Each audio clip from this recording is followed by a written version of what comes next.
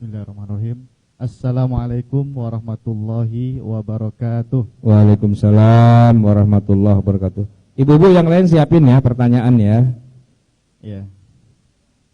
Begini Prof.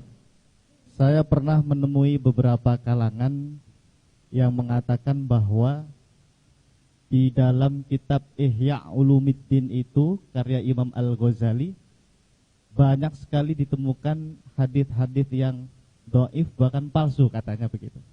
Nah, tuduhan semacam ini apakah benar sampai mereka mengatakan Imam Al-Ghazali itu tidak menguasai tentang ilmu hadis katanya begitu. Nah, bagaimana tanggapan dari Prof. Agil? Silakan. Fadhol. Iya. Ini pertanyaannya dari seberang sana mungkin. Kiriman. Iya. Iya, banyak orang yang tidak kenal siapa Imam Al-Ghazali. Maka ketika kita belajar, Imam Ghazali ini orang yang multidisipliner. Faqih iya, mufassir iya, usuli iya, lughawi iya, semuanya iya.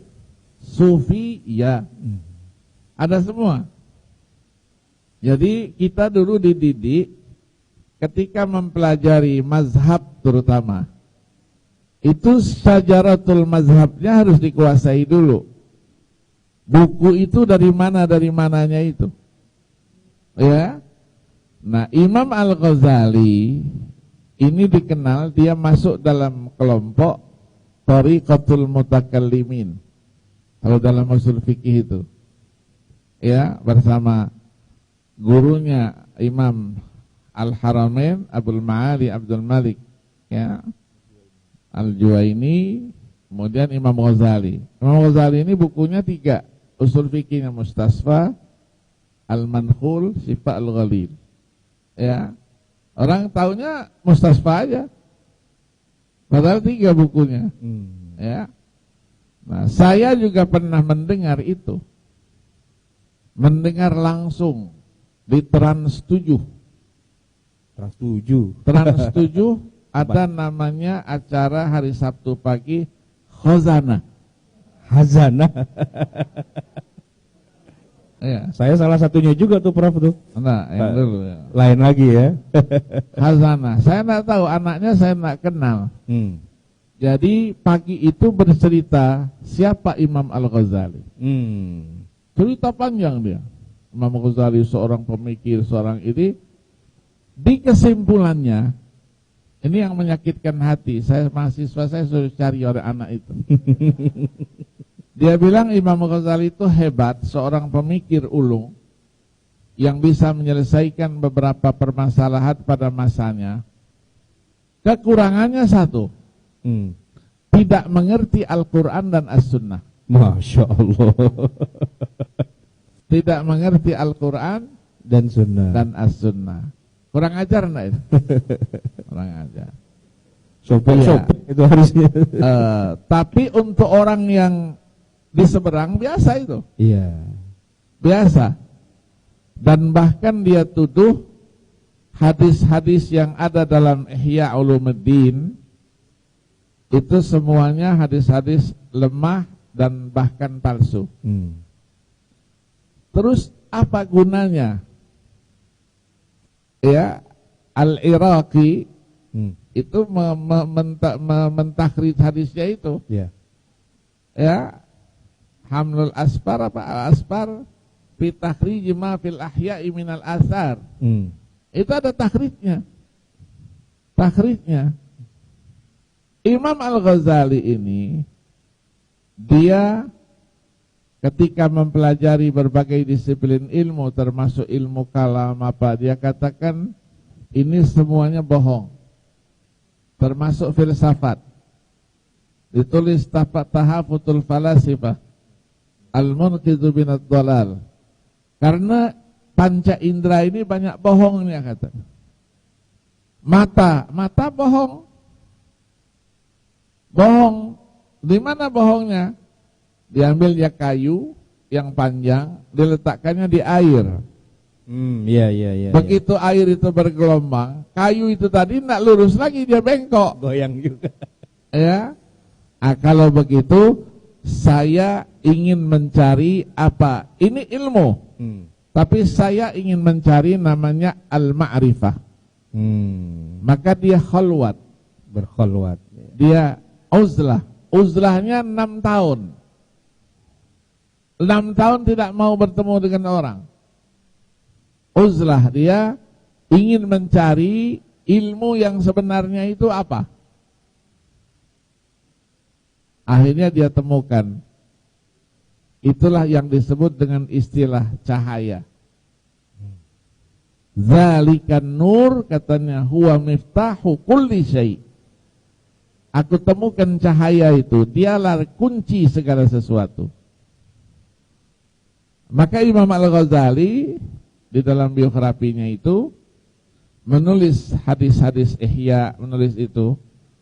Sebelum dia nulis itu, dia ketemu dulu dengan Rasulullah. Sudah ketemu baru dia tulis. Nah, kita tidak bisa bercerita dengan orang di seberang itu. Kalau cerita-cerita bertemu Rasulullah, itu semuanya bohong. Ya, oke lah. Itu zamannya Al-Ghazali. Ghazali itu meninggalnya 1111 Masehi, 505 Hijriah. 505. Yang sudah mukasyafah seperti itu. Bisa bertemu dengan Rasulullah kapan saja. Ya, nah kita contohkan. Yang mutakhirin lah, yang jauh-jauh ya, 500 tahun setelah itu. Ada ulama namanya Al-Imam Al-Qayrawani. Qayrawani ini dia punya buku Syama'il Al-Nabawi, Syama'il Al-Muhammadiyah, Was-Salawat Az-Zakiyah. Syama'il Muhammadiyah Was-Salawat Az-Zakiyah. Dia didoakan oleh ayahnya. Ayahnya seorang wali besar. Dia doakan supaya anak saya ini lebih besar dari saya. Dikabulkan. Maka dia tulis Syama'il, salawat itu.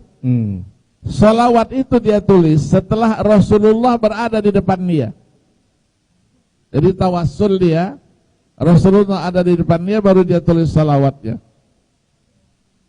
Artinya bertemu iyanan. Ya, itu 400 tahun setelah Imam Ghazali. Bagaimana dengan masa lalu itu? Ya, oke lah. Terlalu jauh. Ini cerita guru saya aja lah. Yang langsung zaman sekarang ya. Yang langsung zaman sekarang. Namanya Syekh Muhammad Yasin Isa Al-Badani itu. Syekh Yasin, ya. Syekh Yasin itu bisa ketemu dengan Rasulullah kapan saja. Kapan waktu beliau ingin, waktunya bisa ketemu. Bisa ketemu. Saya ketika ada masalah hadis-hadis yang saya sudah cari di mana-mana tidak ketemu, Allah ilhamkan sama saya, tanya sama Syekh. Saya tanya sama Syekh, dia bilang apa? Nanti malam saya akan tanya langsung kepada Rasulullah sallallahu alaihi wasallam. Besok kamu ke sini. Saya terus tidak bisa tidur itu. Duhurnya saya ke sana, dia keluar, katanya ya akhir absyir gitu. Ada berita gembira, dia bilang. Enak saja dia cerita bahwa semalam saya sudah ketemu Rasulullah. Saya tanyakan hadis ini, betulkah beliau menyabdakannya? Dia tanyakan, semuanya betul. Rasulullah yang sabdakan. Ya. Nah. Jadi yang pertanyaan begitu itu luar biasa ya. Ini ada hadis. Ada guru saya. Iya. Allah yarham, namanya guru-guru ya. Iya. Kita boleh senang, boleh benci sama guru kalau tidak senang sama kita. Iya. Atau pahamnya mungkin tidak sama dengan kita. Iya. Saya sekolah di Madinah dulu, ini off the record ya. Ada guru saya satu, ketika saya kelas 2, dia kafirkan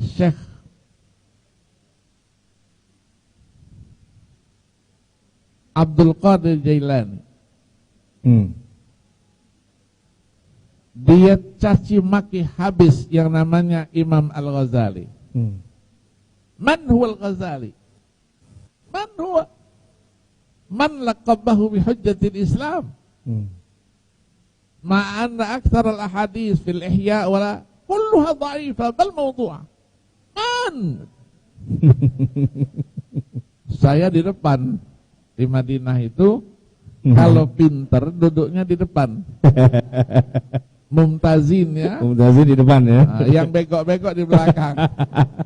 Yang berisik-berisik di belakang. Ya, seharusnya enggak begitu. Yang bego itu di depan, yang pinter di belakang.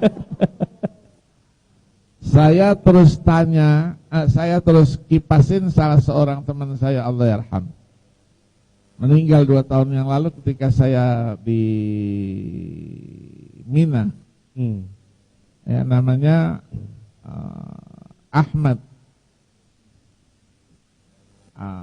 Syekh Ahmad Syarif namanya.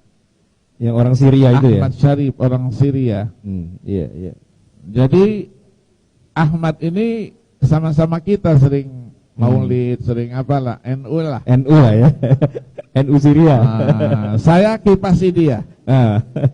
Karena dia di belakang saya. Adik dia nilainya agak di bawah saya. Saya giniin. Ahmad, is'alu. Is'alu. Oh, naik dia, berdiri dia. Langsung. Ya Syekh katanya. Ini soal. Ini yang ngajar nih Badui. Badui terus dia belikan kacamatanya. Iya. Soal katanya kan. Bahasa Badui itu. Ya Maulana katanya, li soal. Soal katanya. Soali katanya Maulana katanya, Fadilat Syekh katanya. Ana katanya mundu sighari hafidtu hadisan an Rasulillah sallallahu alaihi wasallam. Man kaffara musliman fahuwa kafirun. Jadi siapa yang mengkafirkan seseorang, dia duluan kafir. Ya, man kaffara musliman fahuwa kafirun. Matanya gitu lagi. Diawasinya. Dia bilang anta Arabi? Ana Arabi, ana Suri, Suri jinsiyah. Fahim tan Arabiyah? Fahim tuh. Barroh. Itlaq barroh. Disuruh keluar dari kelas. Suruh lari. Kalau orang Indonesia seperti itu dipecat langsung pulang ke Indonesia. Pero orang Arab berani. Iya, begitu dia keluar gitu kan, bangku saya. Atas sabab katanya. Provokator ya. Provokator. Keluar saya, terus saya peluk dia, saya cium. Maafin saya, sameh nih. Saya enggak maksud begitu. Iya katanya, kurang ajar ini guru ini. Tapi karena kita benci sama guru, ilmunya memang tidak berkah. Nilainya juga tidak berkah. Rasul Tidak berkah. Saya nilai yang lain waktu itu 40 nilai tertinggi, 40, 39, 38 paling kecil. Ini 32. Saya datangin dia. Saya bilang uji saya kedua kalinya. Saya tidak yakin dengan ini karena jawaban saya 100%. Seharusnya 40 ini nilai sama semua. Saya bilang mama dhafat gitu. Yang sudah lewat ya sudah gitu. Dalam hati saya dapat nilai kecil karena saya tidak senang sama dia. Maka enggak berkah ilmunya, nilainya pun enggak berkah juga. Kecil, ya. Nilai 32 itu sudah bagus. Iya. Ya, tapi kalau kita kan kelasnya kan 40. Iya. Iya kan? Karena mumtaz. Itu. Jadi biasa. Yang begitu biasa. Maka selalu saya sampaikan sama teman-teman, kita tidak boleh membenci ulama. Apapun alirannya, apapun mazhabnya. Dia adalah warasatul anbiya. Apalagi kita mencaci yang dulu-dulu itu, ulama yang sudah tidak diragukan lagi keilmuannya. Ya, nah, orang yang model begini coba bedakan dengan kita. Nurnya tidak ada. Ya, nurnya tidak ada. Sealim apapun. Saya perhatikan itu, alim bagaimanapun nurnya tidak ada, nur ilmunya tidak ada karena hatinya tidak bersih. Selalu nyalain orang, selalu apa gitu, tak boleh. Iya, boleh kita beda, tapi jangan menyalahkan orang, apalagi mengkafirkan orang, ya. Membid'ahkan orang, mensyirikkan, jangan. Ya, jangan. Akan memberi berdampak kepada diri kita sendiri. Kita yang bercahaya karena ilmu, karena Al-Quran, itu akan hilang karena hati kita tidak bersih kepada orang lain. Iya. Baik.